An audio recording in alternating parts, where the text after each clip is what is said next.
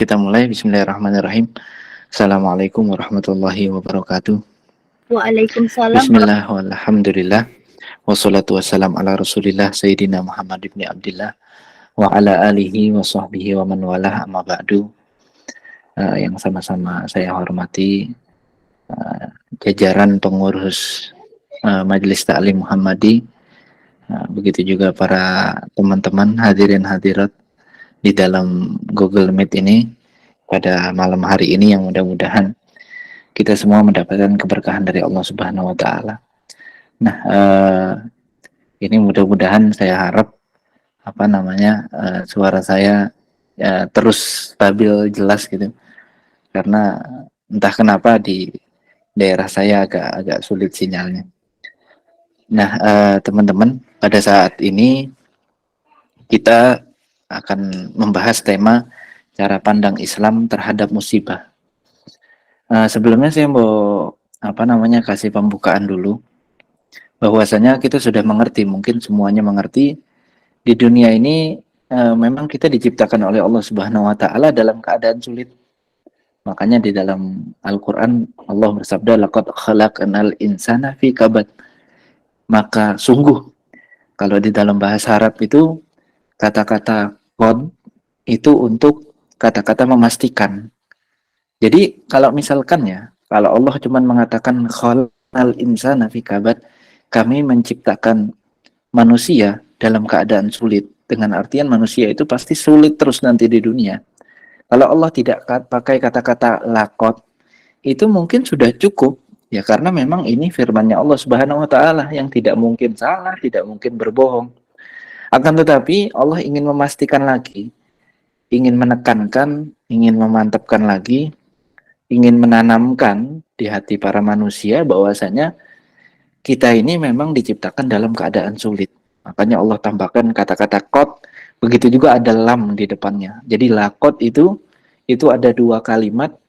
Dua kalimat ini gunanya, dua kata ini gunanya untuk memberikan tekanan lebih dalam objek yang dibicarakan. Maka dari itu Allah sampai mengatakan laqad khalaqnal insana fi kabad. Kami telah menciptakan manusia dalam keadaan sulit. Sebagian para ulama tafsir mentafsirkan ayat ini, maksudnya apa di dalam keadaan sulit? Maksudnya kata-kata fi itu artinya di dalam. Fi itu dalam bahasa Arab di, cuman kalau di sini artinya di dalam. Jadi Allah menciptakan kita kayak ada kesulitan. Kayak kesulitan itu satu ruangan, adalah diperumpamakan satu ruangan. Itu ruangan itu namanya ruangan kesulitan. Nah, manusia diciptakan di dalamnya itu. Ya, maka dari itu sungguh luar biasa sekali tatkala kita membaca ayat Al-Qur'an laqad khalaqnal insana fi kabad, bahwasanya memang kita mengerti manusia ini dalam keadaan diciptakan dalam keadaan sulit. Dan memang realitanya seperti itu. Kita mengetahui semua. Nggak ada yang namanya senang terus di dunia ini, yang nggak ada. Sedih terus nggak ada juga. Jadi memang la husnun yadumu wala sururu, kalau kata para ulama. Nggak ada yang namanya sedih terus, itu nggak ada. Sedih yang abadi itu nggak ada. Sedih yang abadi di dunia itu nggak ada, adanya nanti di akhirat. Begitu juga surur ini kebahagiaan yang abadi di dunia itu nggak ada. Maka dari itu para ulama itu menganggap kenikmatan yang abadi di dunia ini tidak akan bisa diperoleh. Ya, sekali lagi bahwasanya kenikmatan yang hakiki di dunia ini tidak mungkin bisa kita peroleh. Kenapa? Kan kalau kita tanyalah sama diri kita sendiri, kita ini yang kita kejar di dunia ini kan, di dunia sampai di akhirat mudah-mudahan, itu kebahagiaan di dunia dan juga kebahagiaan di akhirat. Kita selalu minta sama Allah, Rabbana atina fid dunya hasanah wa fil akhirati hasanah. Kita minta bahasanya enak di dunia, enak juga di akhirat. Akan tetapi kenikmatan yang di dunia ini ternyata semuanya kayak cuman hayalan. Bukan, tidak ada di sana nikmat yang hakiki. Beda halnya di akhirat nanti. Kenapa kok saya katakan sekali lagi, nikmat di dunia ini tidak ada yang namanya nikmat hakiki? Karena nikmat di dunia ini itu terbatas dan juga tergantung cara pandang. Jadi tidak ada yang sepakat semuanya bahwasanya satu hal itu adalah hal nikmat. Seperti itu. Maka dari itu kalau misalkan ada orang yang menjawab dari pernyataan saya tadi? Oh enggak, Ben. Kita mengetahui kok mayoritas manusia itu meyakini bahwasanya uang itu bisa memberikan kita kenikmatan yang hakiki. Saya katakan bohong. Kalau seperti itu, orang-orang yang di rumah sakit itu, ya orang-orang yang kaya, akan tetapi dia di rumah sakit, dia itu tidak sama sekali merasakan nikmat punya uang sebegitu banyak. Ya, yang dia inginkan soalnya kenikmatan itu bukan yang dia inginkan kenikmatan uang pada saat itu. Yang dia inginkan adalah kenikmatan sehat. Ya, maka dari itu sekali lagi kalau ada yang mengatakan nikmat di dunia ini, nikmat yang hakiki di dunia ini itu ada, itu sangatlah salah dan sangatlah bohong. Dan nikmat di dunia ini, kalau kata para ulama, kita ini hanya seakan-akan untuk menghilangkan rasa sakit saja. Artinya nikmat di dunia ini ya, itu untuk menghilangkan rasa sakit. Kok bisa? Karena gini misalkan, kita ini merasa nikmat tatkala makan. Kita merasa kayak nafsu tatkala makan. Sebenarnya kita itu tidak secara hakikatnya kita itu tidak nikmat tatkala merasa makan, tatkala makan. Kenapa? Karena kita itu tatkala makan niat kita hanya untuk mengenyangkan perut atau menghilangkan rasa sakit lapar. Makanya sekali lagi nikmat di dunia ini kayak cuman untuk menghilangkan rasa lapar, bukan untuk menggapai nikmat yang hakiki, gitu. Buktinya apa kalau kita sudah makan banyak, setelah itu dihidangkan lagi di depan kita makanan-makanan yang begitu lezat, buktinya kita sudah tidak nafsu. Karena kenapa? Karena kita sudah kenyang.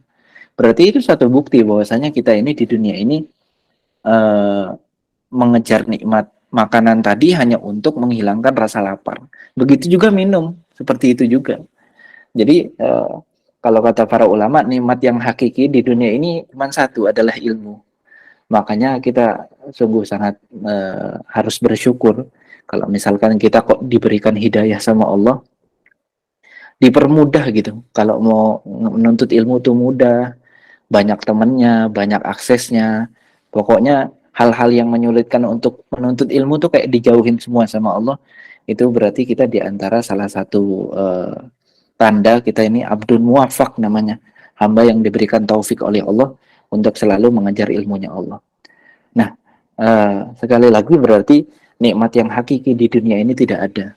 Maka dari itu di dunia ini semuanya rasa pedih, rasa musibah, rasa sulit itu yang ada di dunia ini. Mungkin saya mau cerita bahwasanya yang tadi kita bahas kalau di dunia ini mungkin teman-teman sudah sering dengar. Di dunia ini kan kita cuma main lihat-lihatan saja. Mungkin yang A ngelihat yang B enak, yang B ngelihat yang A enak. Padahal kalau kita lihat semuanya tuh punya masalahnya masing-masing. Nggak ada orang yang enak, semuanya tuh hidupnya nggak ada. Semuanya tuh cuman apa ya?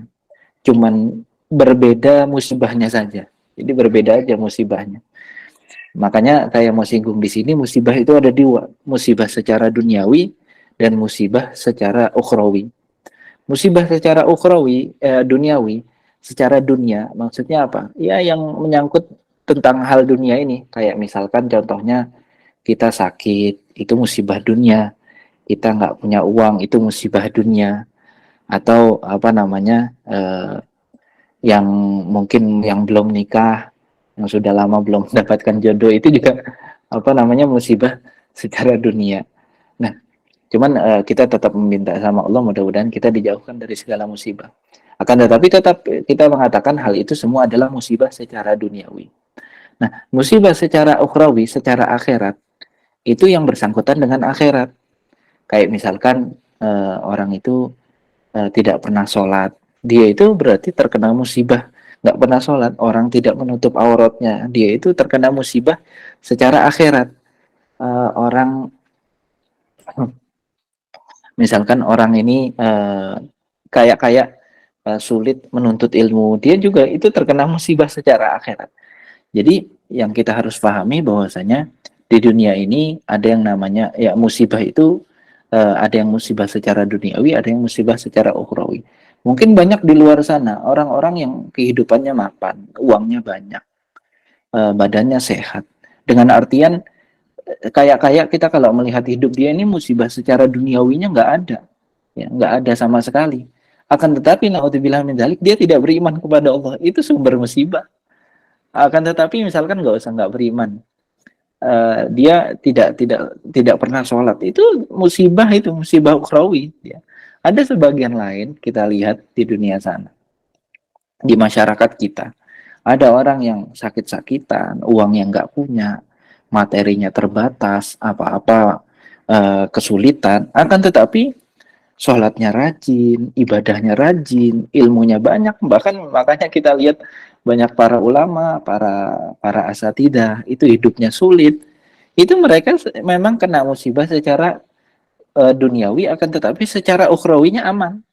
Ya, maka dari itu kita ini sebagai seorang muslim, bagaimana caranya? Ini kan judulnya cara pandang Islam terhadap musibah. Ya, ini saya nggak mau panjang lebar menjelaskan hal ini. Pokoknya kita secara seorang muslim memandang musibah, yang penting itu bagaimana caranya kita itu tidak terkena musibah secara ukhrawi, seperti itu. Tetap kita minta sama Allah, ya Allah jangan sampai engkau turunkan musibah duniawi atau musibah ukhrawi. Akan tetapi kalau misalkan memang tetap harus turun, ya Allah, yang penting jangan sampai musibah apa, musibah ukhrawi tadi terkena. Maka karena sungguh-sungguh menyakitkan sekali, banyak di luar sana apa namanya, ada yang sekali ketimpanya dua-duanya, ada itu. Jadi dia mengejar kebahagiaan di dunia nggak dapat, di akhirat juga naudzubillah tidak dapat. Maka dari itu ada orang yang kaya, mungkin ada orang yang kaya terus banyak banyak hartanya, akan tetapi anaknya kurang ajar kepada dia, ya, anaknya tidak berbakti, ya ini sama aja. Seperti itu, seperti yang saya contohkan yang tadi. Nah, sekali lagi bagi kita seorang muslim, kita ini yang penting bagaimana caranya musibah itu tidak terkena dalam uh, ukhrawi kita. Tetap kita minta sama Allah, ya Allah jangan sampai kita ini terkena musibah duniawi dan ukhrawi. Itu tetap kita minta sama Allah. Cuman kalau misalkan tetap turun, karena takdir Allah tidak ada yang bisa mengintervensi, tidak ada yang bisa menentang, tidak ada yang bisa ikut campur. Kalau misalkan harus turun, ya tetap turun. Ya. Maka dari itu belakangan ini misalkan saya mau cerita, atau sebelum saya cerita belakangan ini, kita lihat sejarah-sejarah para ulama, sejarah-sejarah nggak usah ulama, kita paling atas dulu, sejarah para nabi. Jadi yang saya mau katakan di sini, ini pembahasan terakhir ya, apa namanya, ya catatan terakhir, bahwasanya tidak mesti kita itu rajin ibadah, kita itu rajin sholat, rajin puasa, puasa sunnah terus, sholat sunnah terus, rajin sodako, rajin menuntut ilmu, bahkan mungkin kita menjadi ulama, menjadi ustadz, menjadi macam-macam orang yang luar biasa di dalam sisi agama, itu tidak menjamin hidup kita itu enak, tidak, sangat tidak, ya. Jadi itu bukannya apa ya, bukannya suatu keterkaitan, suatu keharusan. Kalau orang itu rajin di dalam beribadah, hidupnya pasti enak, ya. Makanya enak di sini harus ditafsirkan dulu apa enaknya. Apakah orang rajin ibadah pasti dia hidupnya mapan dan lain-lain? Enggak mesti. Ya. Kalau misalkan seperti itu ya tafsirannya, oh nanti yang apa namanya, yang rajin ibadah nanti hidupnya enak. Kalau misalkan seperti itu ya paling enak ya para nabi seharusnya. Ya mereka orang-orang manusia yang paling dekat kepada Allah Subhanahu Wa Taala. Mereka tidak pernah melakukan kesalahan sedikit pun. Satu kali pun mereka tidak pernah berbohong seumur hidup. Ya, seumur hidup tidak pernah bohong. Ya. Kita sejam mungkin udah bohong 3 kali.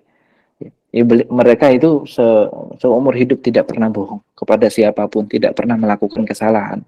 Makanya mereka dijulukin manusia yang maksum, yang dijaga sama Allah dari kesalahan.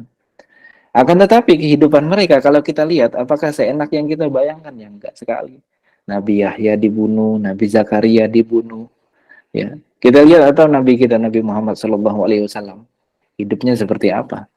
Wah luar biasa sekali, dari kecil terus nanti dewasa, pas pas beliau apa namanya, beliau dakwah, makanya pas tatkala Rasulullah SAW itu ke kota Taif, beliau sudah capek banget. Pada saat itu beliau memang saat-saat sudah wah luar biasa, sudah ditinggal istrinya tercinta, ditinggal pamannya yang menjaga beliau dari gangguan orang-orang kafir.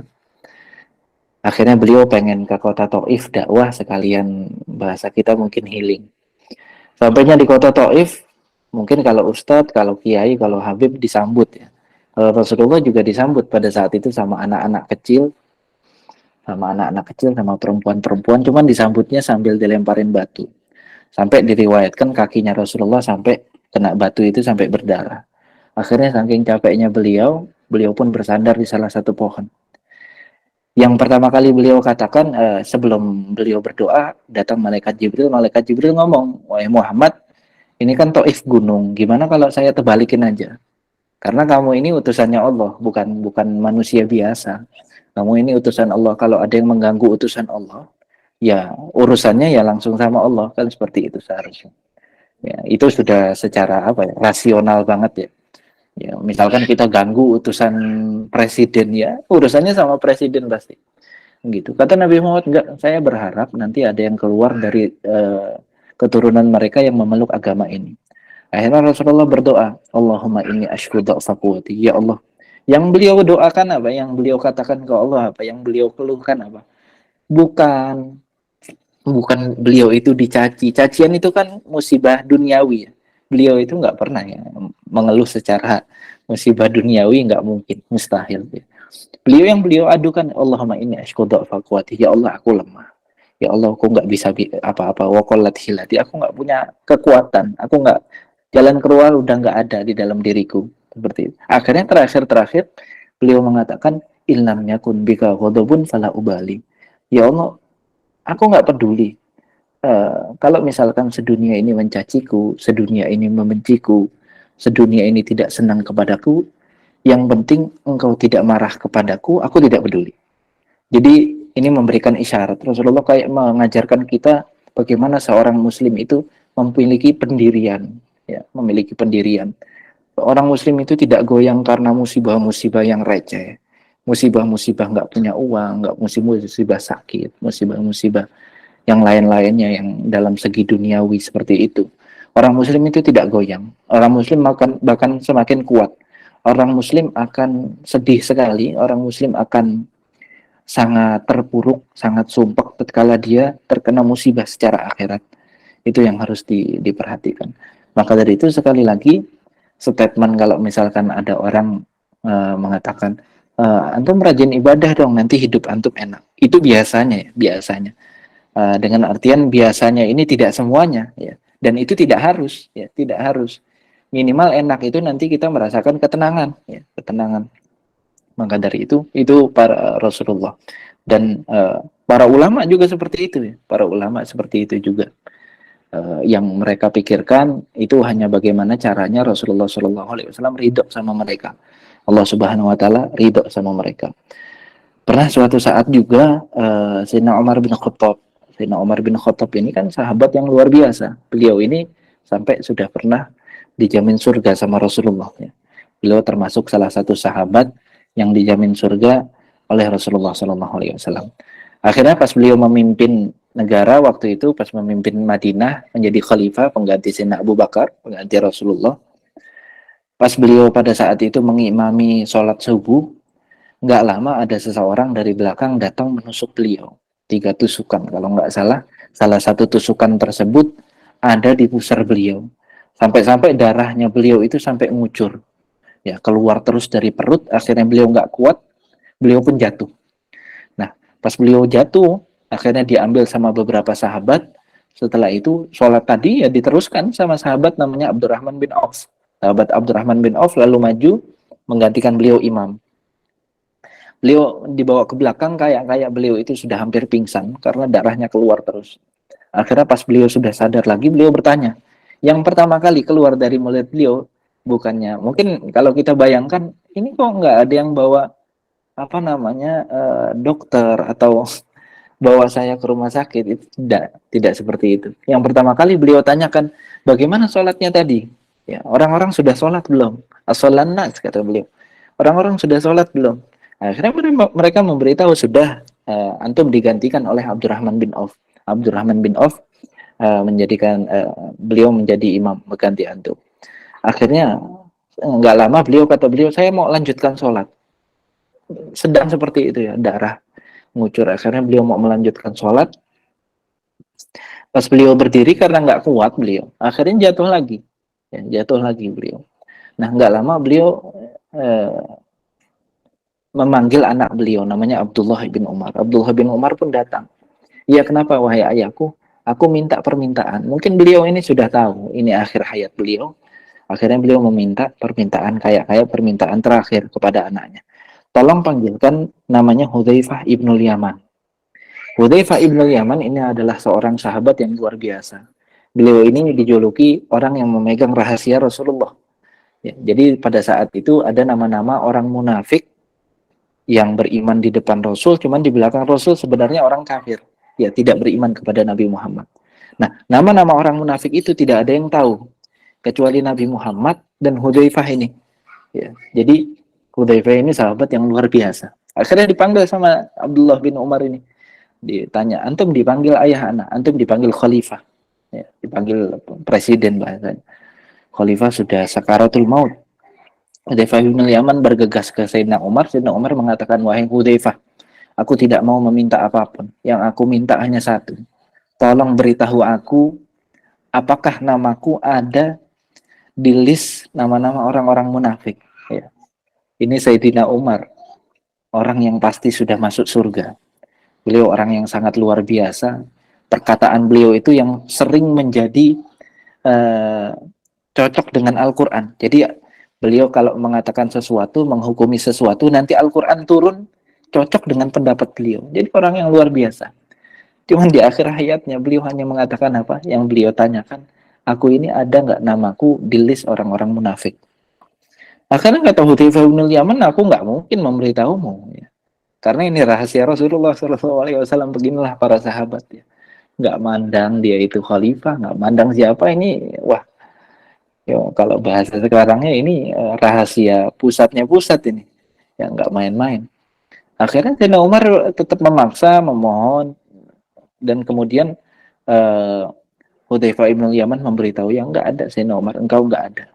Nah, akhirnya Sayyidina Umar sangat gembira. Nah, itulah orang-orang yang luar biasa. Kalau kita lihat ya Sayyidina Umar di akhir hidupnya seperti itu. Mungkin secara duniawinya sangat kesian, ya, dibunuh kok, kan nggak enak ya. Cuman secara ukhrawinya itu sangat luar biasa. Itu adalah jalan terindah bagi seorang muslim. Jalan terindah lagi sholat, menjadi khalifah sudah di apa namanya yang pada saat itu yang membunuh beliau orang Yahudi. Ya, orang Yahudi. Jadi beliau mati syahid dalam keadaan sholat. Wah, luar biasa sekali. Begitu juga para ulama setelahnya juga seperti itu. Mereka ini orang-orang yang memang yang mereka tuju hanya satu. Bagaimana caranya mereka mendapatkan ridho dari Allah Subhanahu wa taala. Yang terakhir yang saya mau ceritakan belakangan ini, ya, belakangan ini. Mungkin antum sudah banyak tahu semua ya kalau cerita-cerita yang tersembunyi dari kekuatan-kekuatan iman yang terdapat di orang-orang Palestina. Mungkin antum sudah banyak yang tahu, sudah banyak yang lihat. Cuman yang saya mau ceritakan di sini setahun sebelum ini, ya setahun lalu berarti itu terjadi musibah juga di Syria. Syria itu ada gempa bumi yang sangat dahsyat, bahkan Turki pun kena pada saat itu. Nah, Syria kena dahsyat juga sehingga banyak rumah itu runtuh, langsung runtuh pada saat gempa tersebut. Di sana ada beberapa teman yang bercerita.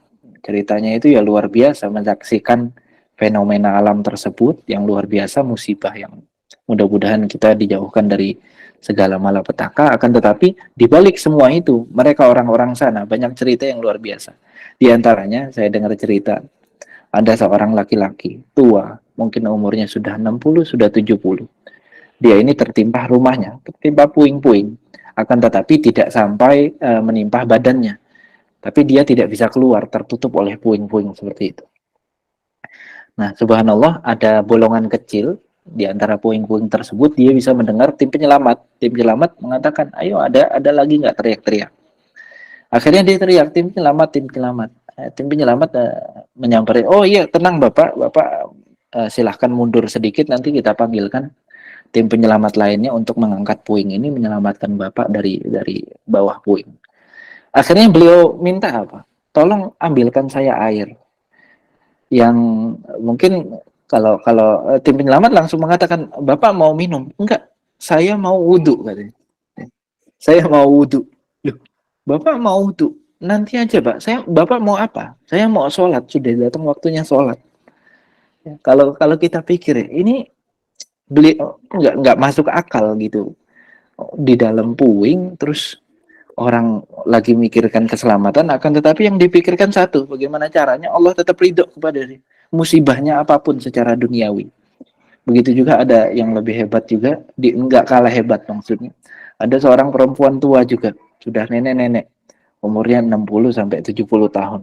Ini saya diberikan cerita oleh guru saya langsung di sana. Nenek-nenek itu juga seperti itu, tertimpa puing, akan tetapi alhamdulillah tidak sampai meniban apa namanya badannya. Nah akhirnya eh, tim penyelamat datang, dia pun teriak. Tim penyelamat pas mau ngangkat puingnya itu, dia mengatakan, wahai nenek, Anda mundur sedikit biar tidak terkena puingnya di dalam puing itu. Kata nenek itu, sebentar, jangan diangkat dulu puingnya. Akhirnya tim penyelamat bingung, loh kenapa kok nggak boleh diangkat buat menyelamatkan antum? Tolong ambilkan saya kerudung dulu. Ya. Saya tidak menutup apa aurat saya. Umur 60, umur 70 tahun, tidak mau sehelai rambutnya dilihat oleh laki-laki yang bukan muhrim. Dia mengatakan, tadi saya lagi di rumah, nggak ada orang di rumah saya, dan saya nggak pakai kerudung kalau di dalam rumah, karena tidak ada ya kecuali mahramnya, ya tidak ada lelaki yang ajnabi. Jadi saya bebas. Kok tiba-tiba seperti ini? Jadi sekarang saya tolong ambilkan kerudung. Saya pas mendengar cerita-cerita seperti ini, hati mereka ini terbuat dari apa saya nggak tahu. Ya, kalau kita mikir terus-menerus, mereka ini eh, kalau misalkan bertemu Rasulullah Shallallahu Alaihi Wasallam, saya yakin Rasulullah akan mengatakan bahwasanya beliau itu sangat cinta sama mereka. Karena yang ada di dalam hati mereka hanya Rasulullah. Yang ada di dalam hati mereka hanya Allah. Bagaimana caranya Allah dan Rasulullah tidak marah kepada mereka? Ya. Dan mereka lah ini nanti yang menjadi alasan di hari kiamat. Mungkin kalau misalkan naudzubillah dari kita ini banyak yang membuat alasan nanti sama Allah, ya Allah aku nggak sholat, panas ya Allah, capek ya Allah. Terus ada yang tidak menutup auratnya, ya Allah panas ya Allah. Allah bakal mendatangkan mereka, mungkin ini lihat saja ya, hambaku dia tertimpa puing, tidak ada sesuatu apapun kecuali aku, akan tetapi yang mereka pikirkan hanya aku. Jadi sebenarnya kalau kita pikir nenek tadi, kakek tadi itu kan ada rukhsah, dengan artian ada kelonggaran dari syariat, nggak apa-apa itu. Kalau di dalam fikihnya ya nggak apa-apa untuk keluar tidak pakai apa namanya, tidak menutup aurat seperti itu, apalagi cuma rambut saja, itu nggak sangat tidak apa-apa. Kenapa tidak apa-apa? Ya karena memang dalam keadaan darurat namanya. Ya. Akan tetapi mereka tidak. Ya. Maka dari itu sekali lagi, setelah ini saya ajukan tanya jawab. Cuman yang terakhir saya mau mengatakan, kita sebagai seorang Muslim, terlebih anak-anak muda, ya, yang sekarang itu banyak yang namanya mental health. Yang saya pikir saya baru tahu kok ada penyakit seperti itu, saya juga nggak tahu. Seorang Muslim itu pendiriannya sangat kuat. Dia itu kalau ditimpah nambah bagus, sebagaimana emas. Dia semakin sering ditimpa, semakin sering dibakar, semakin sering dipoles, semakin sering menerima tekanan yang berat. Dia itu nambah tinggi di sisi Allah Subhanahu wa taala. Maka dari itu kita perlu diingat, memang Rasulullah Shallallahu Alaihi Wasallam tidak pernah menjanjikan kita hidup nikmat di dunia ini, tidak pernah. Rasulullah tidak pernah mengatakan nanti antum kalau tinggal di akhir zaman hidup antum enak, begini, enggak. Pasti Rasulullah kalau ngomong akhir zaman itu enggak enak semua. Enggak pernah menjanji. Cuman kalau di akhirat beliau pasti. Makanya Rasulullah sering mengatakan fasbiru, sabar. Sabar hatta talqani alal haud. Sampai kalian ketemu aku, nanti aku tunggu di telagaku. Ya, menurut saya ini sudah cukup menjadi motivasi. Yang menunggu kita itu bukan orang kaleng-kalengan. Yang menunggu kita itu wah, ya, orang yang paling luar biasa. Maka dari itu sekali lagi cara pandang Islam terhadap musibah musibah ini hanya untuk cobaan. Allah hanya untuk melihat ya. Am hasibtum an tadkhulul jannata walamma ya'lamillahu alladhina jahadu minkum wa ya'lamu sabirin. Apa enggak kau mengira engkau bakal masuk surga, kata Allah. Tatkala Allah sudah membedakan mana yang berjihad, mana yang sabar ya. Ini hanya cuman apa ya? Pemilihan saja ya. Yang sabar yaitu yang dipilih oleh Allah jadi orang-orang yang luar biasa, yang enggak sabar ya naudzubillah min dzalik. Ya mungkin sekian yang bisa saya sampaikan. Saya kembalikan ke moderator. Silakan. Afwan, sebelumnya suara saya terdengar, Habib? Ya, terdengar. Baik, itulah penyampaian materi dari Habib Mustafa. Semoga apa yang disampaikan oleh beliau bermanfaat untuk kita semua. Baik, kita ke acara selanjutnya, yaitu sesi tanya jawab. Untuk seluruh teman-teman dipersilakan untuk bertanya, bisa melalui on mic atau menulis di kolom chat. Untuk on mic kita batasi 2 penanya, dan untuk di kolom chat kita batasi 3 pertanyaan. Assalamualaikum. Waalaikumsalam warahmatullahi. Perkenalkan, nama saya Budian Syah Habib, asal Banjarmasin, tapi domisili Baik, langsung saja untuk menghemat waktu. Pertanyaannya, bagaimana kita bisa mengubah musibah itu menjadi anugerah? Pertanyaan kedua, bagaimana kita mengetahui musibah yang menimpa kita itu apakah berupa azab, apakah berupa ujian, atau memang musibah untuk mengangkat derajat kita. Demikian Habib, itu saja pertanyaannya. Terima kasih, jazakumullah khair.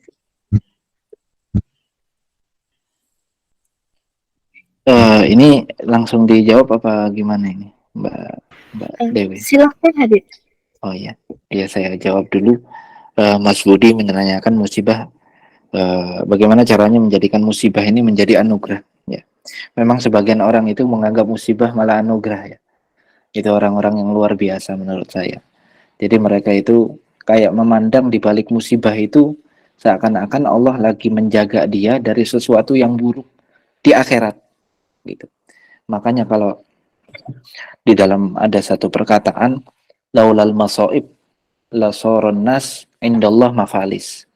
Kalau misalkan tidak ada musibah di dunia ini, semua nanti kita datang ke Allah, amal kita itu tidak ada. Ya, tidak ada. Maka dari itu orang-orang yang bisa menjadikan musibah itu sebagai anugerah, orang-orang yang luar biasa. Akan tetapi kalau misalkan tipsnya dari saya, kita untuk menjadikan musibah menjadi anugerah ini sangat sulit. Menurut saya sangat sulit ya. Sangat sulit karena tidak mudah orang yang menjalani musibah itu. Nah, musibah ini sekali lagi kita itu untuk menguatkan tatkala kita terkena musibah ini dalam akidah kita. Harus diyakinin bahwasanya ini memang Allah. Hubungan kita sama Allah itu hamba dan Tuhannya ya. Bukan hubungan jual beli. Makanya sekali lagi kalau misalkan ada yang terlalu meyakini atau bahkan memvonis saya itu kalau ibadah ya harus enak hidupnya, yaitu kayak jual beli jadi hidupnya sama Allah Subhanahu wa taala. Sedangkan tidak. Kita ini manusia yang ya makhluknya Allah yang hina, ya Allah Tuhannya. Ya, jadi hubungan kita sama Allah itu adalah hamba dan Tuhan. Jadi sekali lagi untuk menjadikan musibah itu menjadi anugerah pertama sangat sulit dan bisa, dan itu perlu latihan. Ya, latihannya mungkin kayak tadi. Kita harus terus mengingat bahwasanya semua di balik musibah ini adalah sesuatu yang Allah siapkan nanti di akhirat ya. Bahkan nanti di akhirat banyak ceritanya itu orang-orang yang amalnya sedikit, cuman kok sampai pas di akhirat kok amalnya jadi banyak. Karena Allah mengatakan ini semua musibah yang kau yang terkena kepadamu di dunia itu. Maka dari itu orang-orang yang menganggap musibah ini menjadi anugerah, mereka memandangnya ke situ, ya, terus memandang ke situ. Oh, kenapa kok saya sakit? Wah, dosa saya lagi diampunin. Oh, kenapa kok saya lagi sulit ini mendapatkan uang? Oh, mungkin derajat saya mau diangkat oleh Allah Subhanahu wa taala. Kemarin belum lama ada sahabat berapa bulan ini banyak sahabat atau keluarga sahabat yang meninggal dunia dari sahabat saya. Kemarin saya dengar ada sahabat saya itu yang datang takziah. Dia mengatakan nggak panjang-panjang. Ketahuilah wahai saudaraku, derajatmu sedang diangkat karena dia belum lama itu ayahnya meninggal, terus setelah itu anaknya meninggal. Jadi teman saya yang mengatakan, tahuilah Allah pengen mengangkat derajatmu, bukan hanya ingin mengampuni dosamu. Dosamu bakal dihabiskan oleh Allah Subhanahu wa taala, dihapus semua, dan setelah itu Allah akan angkat derajatmu. Itu yang pertama. Dan juga untuk mengetahui musibah ini eh, apakah adab, apakah ujian, ya mengetahuinya cuma satu. Kita ini ridho atau tidak, ya. Terima atau tidak sama musibah itu. Kalau tatkala kita ini terkena musibah itu malah makin sambatan kalau bahasa Jawanya, makin ngeluh, makin marah-marah, makin ya udah ketahuan itu ya. Kena musibah plus kena dosa. Ya, yang kena dosa ya adab, berarti adab di dunia. Ya, seperti itu. Cuman kalau misalkan ada orang kok kena musibah malah malah apa namanya bersabar, apalagi dia sampai bisa bersyukur kepada Allah Subhanahu wa taala. Wah, luar biasa. Jadi untuk membedakannya cuma satu, kita sendiri bagaimana kita memandang tatkala kita terkena musibah. Kita ini ridho atau tidak? Kalau ridho berarti kita orang yang luar biasa, kalau enggak, naudzubillah min dzalik. Ya, silahkan, ada lagi? Baik, karena tidak ada yang mengangkat tangan, Ana beralih ke pertanyaan di kolom chat, Habib. Ya, silahkan Baik, karena dibaca. baik, karena sudah ada yang bertanya dari Ukti D23 Puitis. Assalamualaikum, izin bertanya. Saya sering mengalami ujian sehingga ketika tertimpa lagi sudah terbiasa. Apakah besar pahala ujian tersebut dan bagaimana mengikhlaskan kehilangan sesuatu yang dicinta pergi? Kepada Habib dipersilakan. Iya, sebenarnya memang manusia ini kayak tadi ya, dia itu kadang sering terkena musibah. Sebenarnya ya semuanya sering, sangat sering. Semua manusia itu menurut saya sering terkena musibah, cuman beda-beda saja musibahnya. Ada yang musibahnya tadi secara duniawi, ada musibahnya secara ukhrawi. Seperti itu. Nah, besar atau tidak pahala ujian tersebut karena sudah terlalu terbiasa. Nah, musibah ini, ibadah itu jangan sampai kita terputus dari hubungan sama Allah Subhanahu wa taala. Itu sayang sekali. Kalau misalkan, makanya saya sering mengatakan bagaimana kok katanya orang yang berbakti kepada kedua orang tua, dia itu nanti hidupnya enak, nanti dipermudah segala macam. Iya, kalau dia berbakti kepada kedua orang tua dengan alasan karena memang itu perintah Allah. Ya. Beda halnya kalau ada orang kan, kenapa antum berbakti kepada kedua orang tua? Ya karena dia orang tua saya saja. Ya. Itu sangat berbeda ya, dua alasan itu sangat berbeda. Orang satu apa namanya berbakti kepada kedua orang tua alasannya karena memang perintah Allah. Yang kedua, saya berbakti kepada kedua orang tua ya karena memang orang tua saya. Ya, ini beda ya, dua hal. Kenapa Anda baik sama orang? Karena memang dia baik sama saya. Itu satu alasan. Ada orang yang ditanya kenapa Anda baik sama orang tersebut? Dia jawabnya ya karena memang perintah Allah. Jadi saya baik sama dia. Saya nggak peduli dia baik ataupun jahat ya. Ini kalau kita hubungkan terus ibadah kita sama Allah Subhanahu wa taala, itu sangat menjadi luar biasa nanti dampaknya. Dan begitu juga bagi yang apa namanya penanya ini, jangan sampai ujian tersebut kayak dianggap apa namanya dianggap biasa ini, uh, apakah artinya dia itu sudah tidak terasa. Kalau sudah tidak terasa, akan tetapi selalu bersyukur kepada Allah, bagus banget malah ya, bagus banget. Cuman apa namanya, tatkala kita terkena musibah sekecil apapun, minta sama Allah Subhanahu wa taala untuk dijadikan musibah tersebut untuk menghapus dosa kita, pengangkat derajat kita ya. Mungkin seperti itu. Silakan, ada lagi? Baik, Ana ada pertanyaan lagi dari Ukti Uun. Assalamualaikum, izin bertanya Habib. Bagaimana cara kita bisa ridho akan ujian yang kita hadapi? Syukron. Silakan dijawab. Siap. Bagaimana kita bisa ridho atas jadi gini, kita itu sering mendengar ya, sering mendengar bahwasanya hubungan kita sama Allah itu kayak jual beli, seperti itu, kayak jual beli. Sehingga tatkala kita ini, kenapa kok saya katakan jual beli? Contohnya seperti kayak tadi, saya ini baik kok kena musibah, saya ini kok rajin ibadah, saya ini rajin sholat, saya rajin sodako, kok musibah terus berdatangan kepada saya, ya. Itu yang saya artikan dengan jual beli. Nah, kegagalpahaman tentang ketuhanan, kegagalpahaman tentang kehambaan, itu menjadikan kita kalau misalkan ada musibah itu kayak kayak tidak ridho kita sama musibah. Nah, bagaimana cara mengobati hal itu? Ya kita harus apa namanya mempelajari bahwasanya kita itu siapa. Tatkala kita tahu diri kita ini hamba, diri kita ini tidak berhak apapun. Allah itu tidak berhak memberi kita apapun. Ya. Kalau misalkan kita berbuat ibadah, kita melakukan ibadah, Allah memberikan kita pahala, itu bukan karena atas dasar kewajiban. Wah, Allah wajib memberi saya karena saya kan sudah baik. Enggak gitu. Terserah Allah itu, ya. Itu atas dasar karena Allah ingin saja.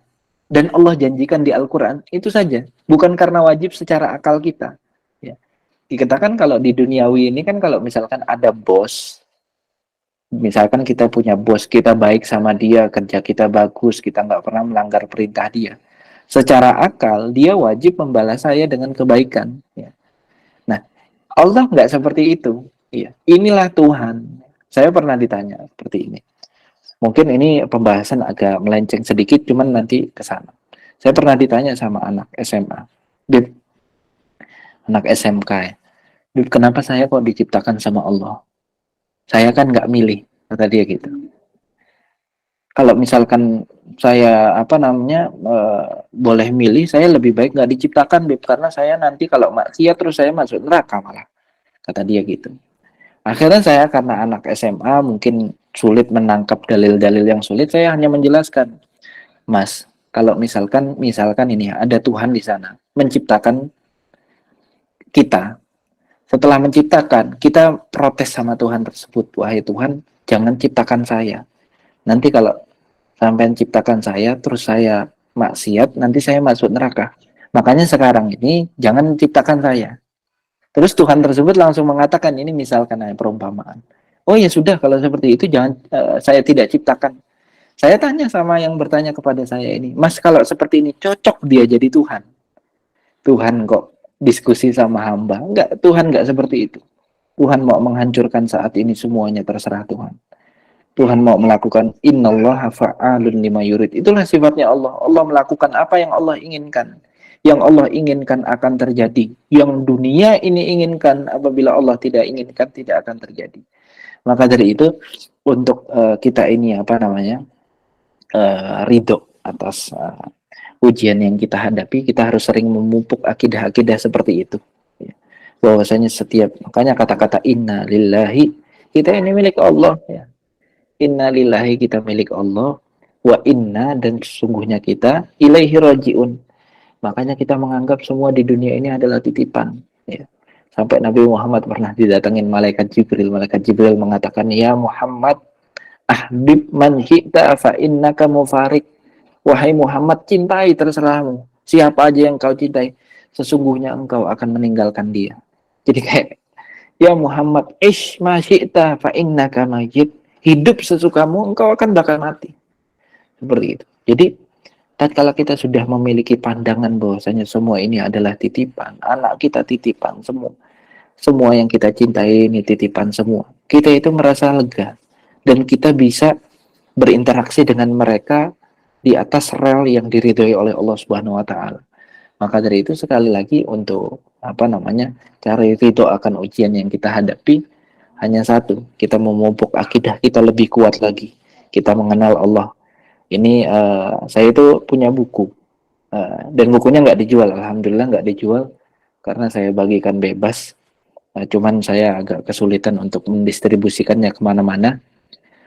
Saya mengarang buku, judulnya itu Konsep Ketuhanan. Konsep ketuhanan yang saya jelaskan hal-hal semacam ini.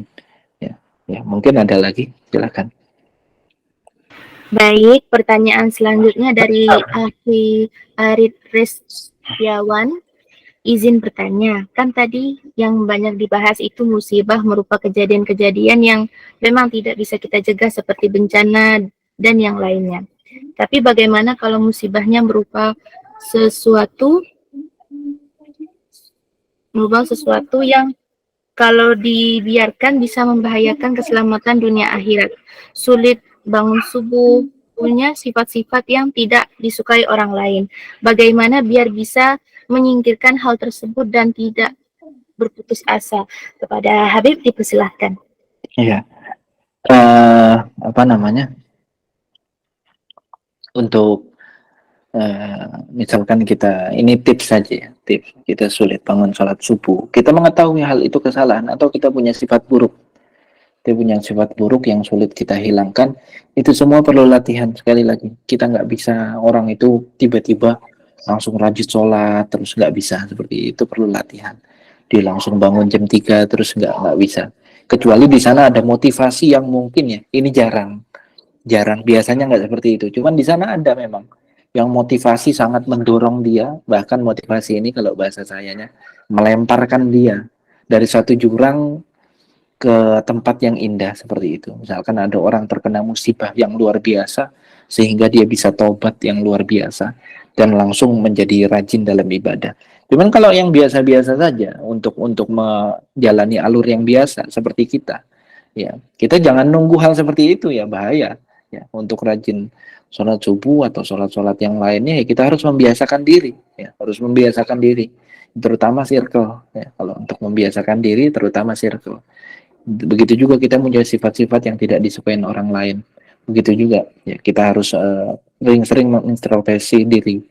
Nah itu penting itu. Kita mengulang lagi hari kita minimal ya. Ini saran dari saya. Minimal sebelum tidur 5 menit. Coba pikirin kita ngomong apa aja. Ngomong aja dulu, jangan ngelakuin apa. Atau kalau kebanyakan Beb ngomong lebih banyak daripada ngelakuin, yaudah pikirin ngelakuin apa aja hari ini. Ya, maksiatnya berapa, terus ibadahnya berapa. Seperti itu. Itu insya Allah bisa membantu kita untuk memperbaiki diri ke depannya. Ya silakan, ada lagi? Baik, Habib. Jadi ada satu pertanyaan lagi, apakah dilanjutkan atau kita sudahi saja? Iya, nggak apa-apa. Baik, ini pertanyaan dari Ukti Nur Khalifah. Assalamualaikum, izin bertanya, Bib. Mohon maaf, mencoba pasrah apakah tindakan yang paling sederhana ketika mengalami musibah dan masih sulit untuk ikhlas? Kalau bahasa Jawanya, yo wes meh piye maneh. Kepada Habib dipersilahkan. Iya, Mbak Nur Khalifah ini santri saya dia. Orang-orang Semarang gitu. Apa namanya? Jadi kita harus bedakan ya. Pasrah sama ikhlas itu ya wis mah iya meneh, maksudnya ya udah mau gimana lagi. Seperti itu. Kalau misalkan kata-kata pasrah itu ada disisipkan dengan kata-kata kayak tidak ridho atau bahkan menentang kepada Allah, ya itu ya bahaya dengan artian kita dalam musibah tersebut tidak mendapatkan pahala, malah mendapatkan dosa gitu. Jadi patokannya kita itu mau pasrah ataupun dikatakan ikhlas, itu patokannya kita itu menerima, ya menerima dengan artian menerima ini tidak menentang, ya menerima ini ya kata-kata ridho, ya Allah aku ridho ya Allah, tidak apa-apa ya Allah. Maka dari itu kita kalau misalkan ada yang meninggal, suruh sering-sering mengatakan innalillahi, ya untuk mengingatkan kembali, oh ya ini milik Allah, Allah ini milik Allah. Orang yang sudah terpupuk yakin akidah di dalam hatinya bahwasanya semua di dunia ini adalah milik Allah, itu hatinya mungkin bakal enak banget menjalankan dunia ini, nggak bingung-bingung gitu. Oh semuanya milik Allah kok, ya mau diapain, ya saya ini jalan di dunia hanya untuk mencari ridho Allah, bagaimanapun musibahnya, sing penting bagaimana caranya Allah itu ridho. Ya monggo silahkan. Baik, pertanyaan selanjutnya dari Ukti D23 Puitis. Assalamualaikum, izin bertanya, Bib. Kata Ustazah Halimah Alaidrus bahwa bangun sholat tahajud adalah undangan. Orang yang tidak diundang maka tidak bisa sholat tahajud. bagaimana agar bisa diundang Allah untuk tahajud? Kepada Habib dipersilahkan. Iya, saya kurang mengerti artinya undangan. Saya kurang kurang mengerti, kurang paham saya artinya undangan itu. Apakah undangan itu uh, Allah izinkan? Kalau Allah izinkan masuk akal seperti itu. Jadi memang ada beberapa orang di sana itu untuk ibadah itu mudah. Ya. Untuk bangun jam 3 malam dia tuh nggak perlu alarm. Untuk bangun jam 3 malam setengah 4 dia itu nggak perlu ada yang bangunin. Ya bangun sendiri udah dari sananya. Sholat kayak lancar aja hidupnya ya. Sholat duha juga kok gampang banget. Sholat tadi tahajud kok gampang banget. Ini namanya Abdul Muwafaq, hamba yang diberikan taufik oleh Allah. Ada di sana hamba yang sulit banget. Udah alarm berpuluh-puluh, semua HP-nya ada 3, semuanya ada alarmnya, cuman tetap aja bangunnya jam 7, jam 8. Ya. Nah, orang-orang seperti ini memang perlu ada usaha, perlu ada usaha. Jangan sampai kita mengatakan beranggapan kayak kayak misalkan antum mengatakan berarti kalau misalkan tidak diundang nggak bakal sholat tahajud, nggak. Itu saya tidak menyarankan kata-kata tersebut ya. Nggak, terus minta diundang sama Allah Subhanahu wa taala. Ya. Jangan sampai kita meyakini bahwasanya kirain alah udahlah katanya nggak diundang sama Allah ya nggak bakal bisa sholat tahajud, nggak. Jangan pernah meyakini hal seperti itu. Kita terus berusaha untuk menggapai ridha Allah Subhanahu wa taala, terus lakukan semua cara, lakukan semua sistem yang kita bisa untuk membantu kita beribadah. Seperti itu. Silakan. Baik, karena sudah tidak ada yang bertanya lagi, maka Ana beralih ke acara selanjutnya, yaitu penyampaian kata motivasi. Kepada Habib Mustafa, waktu dan tempat dipersilahkan. Saya itu kurang pintar mengutarakan kata-kata motivasi, ya, mengutarakan kata-kata apa singkat padat itu kurang. Saya jujur, saya ini apa namanya, bagi saya meringkas lebih sulit daripada ngomong panjang lebar ya. Mungkin itu udah umum ya, kaidah yang umum, meringkas jelas lebih sulit. Akan tetapi yang saya mau katakan seperti ini. Kalau misalkan kita menganggap di dunia ini hanya semua musibah saja, alah dunia ini musibah aja, itu kita berarti sudah termasuk orang-orang yang kita menganggap bahwasanya dunia ini orang yang tadi ya, alah dunia ini kok musibah toh. Jadi mungkin antum pernah duduk sama orang tuh yang diomongin semua musibah. Aduh bensin mahal, aduh ini sulit, aduh panas, aduh dingin. Semuanya dari kata dari mulut dia tuh semuanya musibah. Nah, ini orang-orang yang Allah benci ini, ya. Yang Allah benci seakan-akan dia mau mengatakan Allah itu sumber malapetaka. Maka dari itu kita sebagai seorang muslim kita harus meyakini bahwasanya kita memiliki Allah Subhanahu wa taala, kita memiliki Tuhan yang Arhamur Rahimin. Sifat Allah Subhanahu wa taala adalah Maha Pengasih dan Maha Penyayang. Jangan dikira Maha Pengasih, Maha Penyayang ini adalah sifatnya bisa mengalahkan Maha Pengasih, Maha Penyayang di dunia ini, dengan artian sama orang tua kita gimana? Allah masih Maha Pengasih, Maha Penyayang. Sama Nabi Muhammad SAW. Nabi Muhammad kita tahu sifatnya Ar-Raufur Rahim. Maha Pengasih, Maha Penyayang juga, akan tetapi Allah lebih dari itu.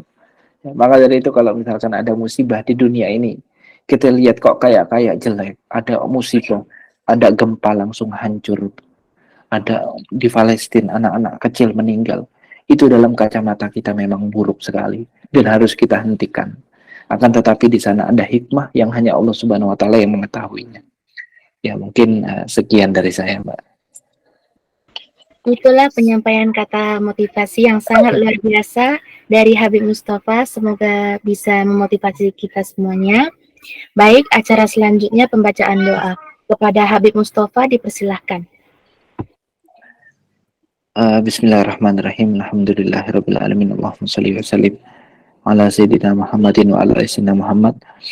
Allahumma qsim lana min khasyatika ma tahulu bihi bainana wa baina ma'asik, wa min ta'atika ma tuballighuna bihi jannatak, wa min al-yaqini ma tuhawwin bihi alaina masa'ibad dunya. Allahumma matti'na bi asma'ina wa absarina wa quwwatina ma abqaitana waj'al tharana ala man zalamana. Allahumma la taj'al musibatana fi dinina ولا تجعل الدنيا أكبر همنا ولا مبلغ علمنا ولا تسلط علينا من لا يرحمنا برحمتك يا أرحم الراحمين ربنا آتنا في الدنيا حسنة وفي الآخرة حسنة وقنا عذاب النار صلى الله عليه وسلم محمد وآله وصحبه وسلم والحمد لله رب العالمين.